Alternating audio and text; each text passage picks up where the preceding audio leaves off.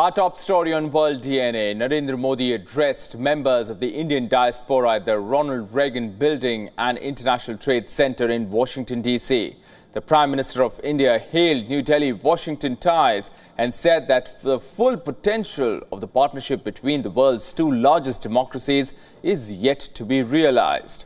After a pomp-filled state visit to the United States, Narendra Modi heads to Egypt next. The two-day state visit at the invitation of President Abdel Fattah el-Sisi is the first bilateral visit by an Indian Prime Minister since 1997. Here's a look at the key highlights from that diaspora event in the United States capital. Bharat mother of democracy है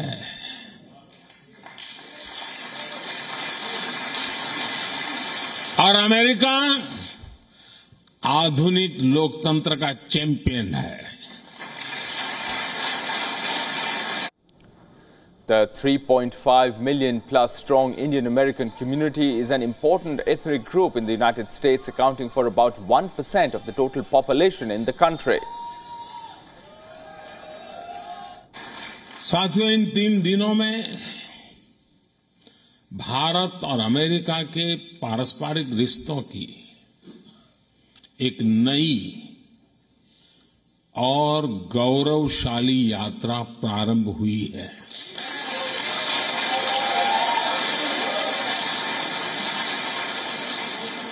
ये नई यात्रा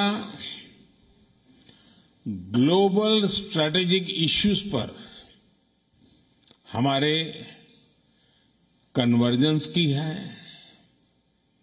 ये नई यात्रा make in India, make for the world, उसको लेकर हमारे कोऑपरेशन की है. The Indian American community includes a large number of professionals, business entrepreneurs and educationists with increasing influence in the society.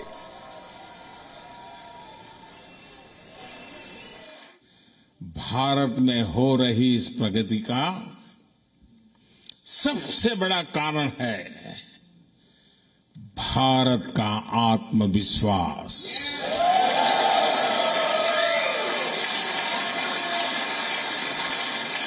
$140 crore भारतवासियों का आत्मविश्वास. सैकड़ों वर्षों की गुलामी ने ये आत्मविश्वास हमसे छीन लिया था. The Indian diaspora is acting as a catalyst to forge closer and stronger ties between India and the United States.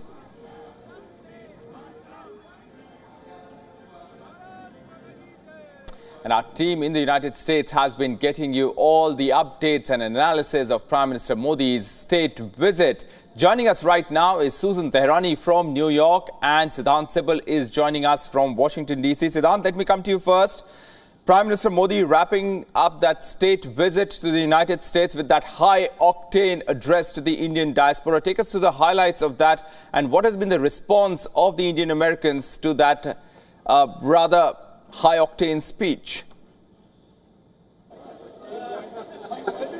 Well, it's past 10 p.m. here in Washington, D.C., and I'm at the Ronald Reagan Building, where still the members of the diaspora, you can see behind me, are chatting about the Indian Prime Minister's address, and they, of course, were mesmerized by what the Prime Minister had to say and how the Indian Prime Minister also summed up the entire visit. He basically highlighted the key outcomes from the visit, including on defense, the GE deal he mentioned.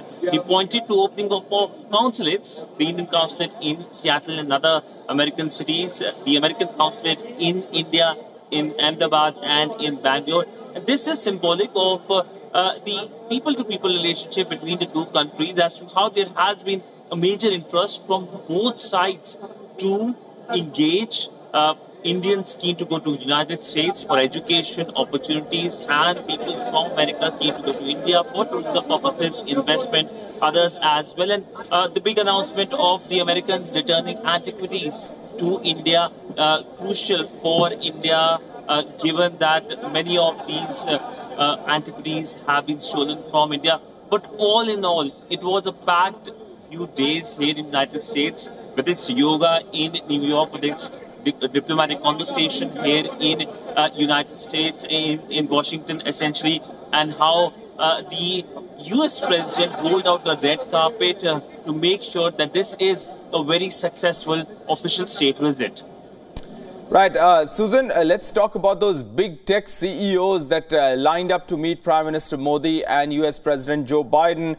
Prime Minister also saying that this is the moment. This is the moment. That's the phrase that he used as he wooed tech giants to invest in India. So how crucial are business ties between the two countries, given the lineup of the CEOs that met the two leaders?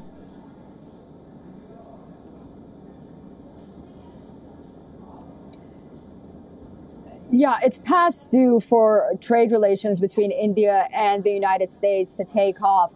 As we know, there were some issues and some issues of disagreement between the two sides in recent years. And since basically this relationship became closer and closer, and that's just because of rules and regulations in both countries. But now it seems that there is a will, and when there is a will, there is a way that the two sides can expand not only on trade, but as you mentioned, with the big company CEOs meeting with Prime Minister Modi, and at the helm of that, Elon Musk here in New York. I think that it really, the optics of it and the symbolism of it means and paves the way for better cooperation in this regard. We did hear that India has decided to take away tariffs on some American goods. That's very important considering the fact that America is India's biggest trading partner. And then you have the issue of diversifying the supply chain. That's so important to move a bit from China. And in order to decouple from China, there has to be a viable alternative. And I think with the big CEOs meeting with Prime Minister Modi and his team and his entourage, it signals that there is this readiness, there's this desire on the part of American companies to move away from China and move away to India where they can work more freely. The only obstacle, like I said, in the way of this is the two sides' rules and regulations when it comes to trade. But it seems like they're open to working together in this regard, as they should. Both should take advantage of this opportunity and this really exceptional relationship that has been built not only during the Biden administration, but throughout the last decade or so. Right. Siddhant, one final question to you. You know, there are people-to-people ties which you witnessed there firsthand when that address happened to the Indian diaspora. Susan, talking about business ties, let's also get in a word on the strategic ties. You know, when Prime Minister Modi spoke at the US Congress and the joint statement that was released, there was a warning for Pakistan and a stern and a subtle message for China in that address to the US Congress when Prime Minister spoke to the US Congress. So talk to us about how this is going to play out in the Indo-Pacific, these ties. How are, for example, China and Pakistan viewing these growing deeper ties between India and the United States? One thing is for sure that India and the United States are on the same page when it comes to China or Pakistan. It's very rare for a country, in fact two countries, to issue a joint statement and mention the name of another country. Is not considered diplomatically nice, and it does impact the relationship. The fact that both countries agreed to put Pakistan's name, calling out Pakistan when it comes to support to terrorism, is a significant development. Now, we have seen the reaction also coming out from Islamabad.